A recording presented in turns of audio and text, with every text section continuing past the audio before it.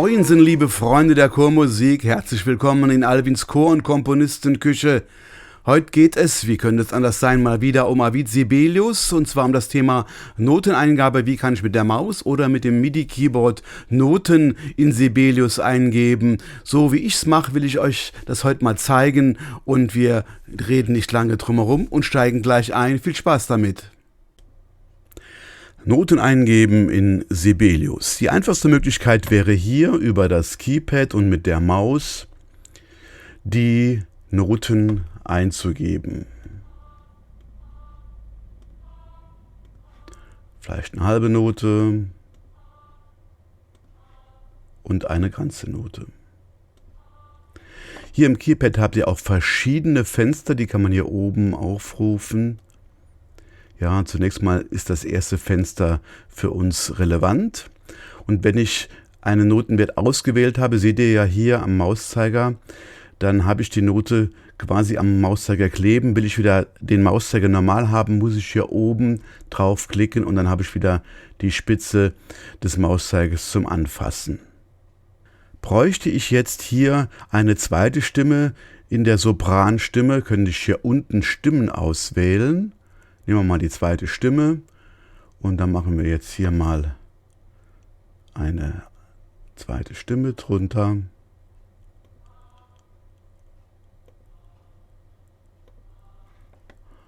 Und dann würde das so aussehen. Was natürlich viel schneller geht, ist, wenn ich ein Keyboard an meinen Rechner angeschlossen habe über MIDI-Schnittstelle und die Noten mit dem Keyboard eingeben kann. Ich klicke mal hier in den Takt hinein, wähle auch die Achtelnote aus und dann kann ich mit dem Keyboard die Achtelnoten eingeben. Jetzt wechsle ich zur Viertelnote. Dann mache ich nochmal hier oben den Pfeil der Maus normal und kann das wieder so anfassen. Jetzt ist es so, dass man hier diese Auswahl des Notenwertes aber auch über die Zahlentastatur der normalen Tastatur des Rechners machen kann. Also wenn ihr mal hinschaut jetzt hier, ich kann die Notenwerte über die Zahlentastatur auswählen. Und das macht die Sache natürlich noch einfacher. Klicke mal hier in diesen Takt und ich wähle jetzt mit der Zahlentastatur hier Viertelnotenwert aus. Jetzt ist er auf Pause gesprungen. Über die 0 gehe ich in die Note hinein und jetzt wähle ich halbe Note. Und jetzt springt er automatisch in das nächste System.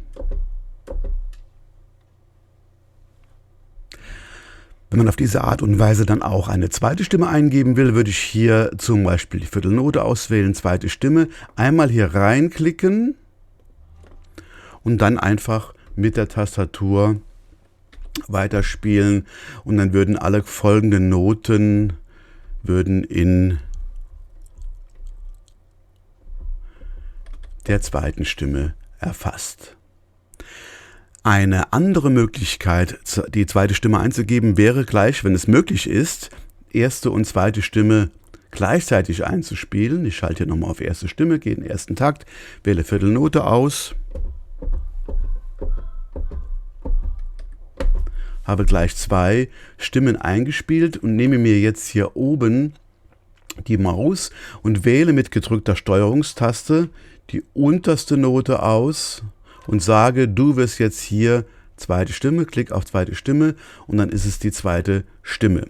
Ich mache das jetzt, wir lassen es mal so, gehe in den nächsten Takt, den markiere ich komplett und jetzt gibt es eine Möglichkeit, aber auch diese unterste Stimme anders auszuwählen. Das könnte jetzt eine größere Passage sein. Gehe auf Start, Filter und kann dann hier unten sagen, unterste Note auswählen. Hat er jetzt gemacht, klicke jetzt auf zweite Stimme und dann ist daraus die zweite Stimme geworden.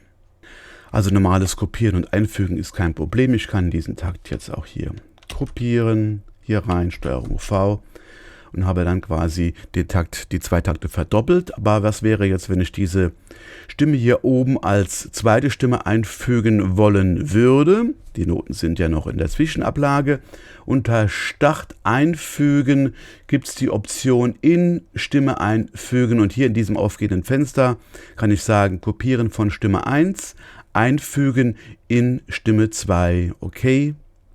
Und dann sind die Noten hier als zweite Stimme eingefügt.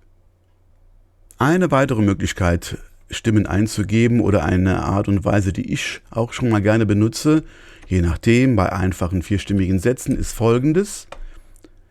Hier oben rein, wähle die Viertelnote aus und dann gebe ich einen vierstimmigen Satz ein.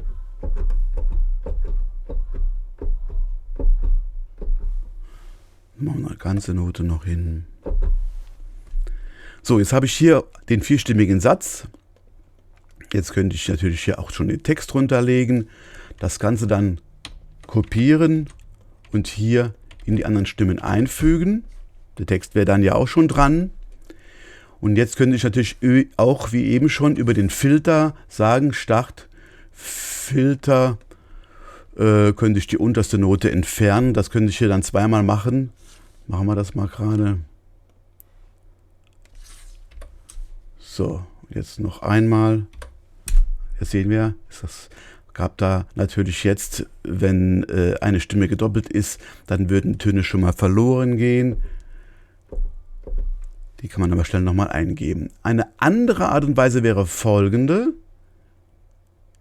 Ich gehe auf die erste Note und jetzt kann ich einfach mit dem Keyboard die Stimme einspielen, die ich gerne hätte. Dann überschreibt er das Vorhandene.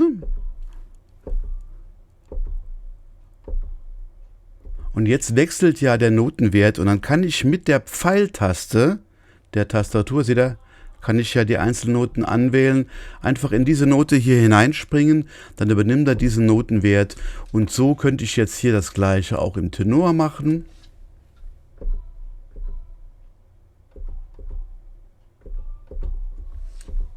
Pfeiltaste nach rechts und das Ganze jetzt noch im Bass, muss mir immer die Mausspitze nehmen.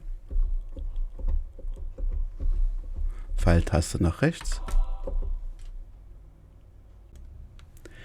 Das Aussehen der Noten, der Notenköpfe kann man auch verändern. Dazu gibt es unter Notation hier oben den Bereich Typ. Klappe ich auf. Normal, dann gibt es so eine Kreuzvariante, die Raute, Schlag ohne Hals, mit Hals. Was ich schon mal brauche bei Psalmodien ist der normale Notenkopf ohne Hals, beziehungsweise bei Alternativnoten auch schon mal kleine Noten. Dann noch ein paar nützliche andere Funktionen unter dem Bereich Noteneingabe. Bei einer enharmonischen Verwechslung kann man hier über Umdeuten die Note umdeuten. Dann habe ich aus dem F ein E-Is gemacht. Machen wir nochmal und dann ist es wieder ein F. Trioleneingabe wäre zum Beispiel hier. Wir haben hier eine Achtelnote und ich drücke jetzt auf Triolen und dann sehen wir, ist es eine Achteltriole geworden und dann kann ich die restlichen Triolen eingeben.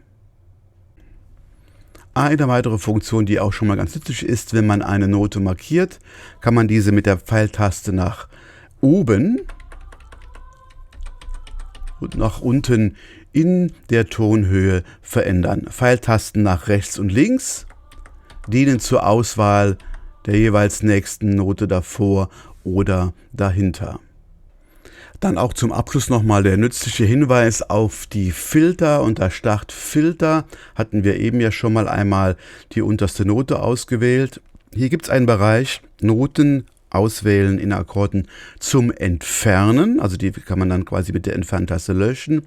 Oder Noten in Akkorden zum Kopieren. Da müsst ihr mal mitspielen und ausprobieren. Ich mache mal gerade hier eine Markierung in diesen Takt und sage jetzt zum Beispiel, ich hätte jetzt gerne die dritte Note in diesem Akkord markiert. Und dann sehen wir hier, ist das auch so passiert. Die könnte ich jetzt hier kopieren und hier wieder einfügen.